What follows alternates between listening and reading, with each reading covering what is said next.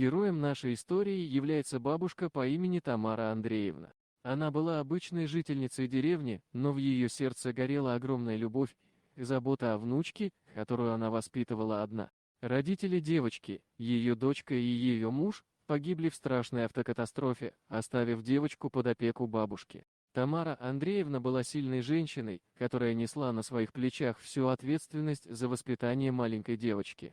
Однажды в деревню приехали неизвестные люди. Они требовали от бабушки денег, утверждая, что ее погибшая дочь задолжала им крупную сумму. Старушка, не имея никаких доказательств и не веря этим людям, отказалась отдавать им деньги. В ответ на отказ, эти люди начали ее оскорблять, толкая и избивая руками и ногами. Невинная старушка страдала от боли, но не сдавалась, она была готова постоять за свою честь и достоинство. Все это наблюдала внучка бабушки, маленькая девочка, которая смотрела на происходящее с испугом и слезами на глазах. Такое насилие и жестокость были для нее чем-то совершенно непонятным. Она хотела помочь своей любимой бабушке, но была слишком маленькая и бессильна перед этими жестокими людьми. Внезапно, откуда ни возьмись, из темного леса выбежал волк. Странным образом, волк был не агрессивным, а наоборот выглядел очень миролюбивым и спокойным. Он рванулся к бандитам и начал их прогонять, выпустив пронзительный рев. Люди испугались и попытались убежать, оставив свои злобные намерения. Волк же, казалось, был посланным небом, чтобы защитить бабушку и ее внучку. Тамара Андреевна смотрела на происходящее с изумлением. Она не ожидала такого поворота событий, но при этом чувствовала, что волк пришел, чтобы помочь им. Он спас их от опасности и обеспечил им безопасность. В глазах бабушки было благодарное чувство и надежда на лучшее будущее.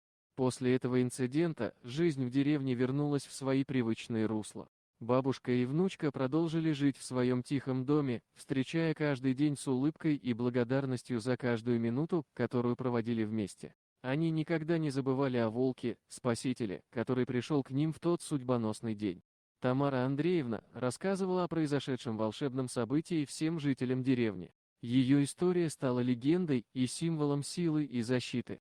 Волк стал знаменитостью, и его изображение часто можно было увидеть на народных узорах и рисунках. Все жители деревни благодарили волка за его помощь и верили, что добро всегда победит зло. Так и продолжалась их жизнь, бабушка и внучка, обладая внутренней силой и неуязвимостью, преодолевали все трудности, которые встречались на их пути. А волк оставался их тихим хранителем и защитником, который всегда был рядом, готовый помочь во время беды. История Тамары Андреевны и ее внучки стала предметом обсуждения и восхищения во всей деревне. Они стали примером силы, мудрости и настоящего героизма.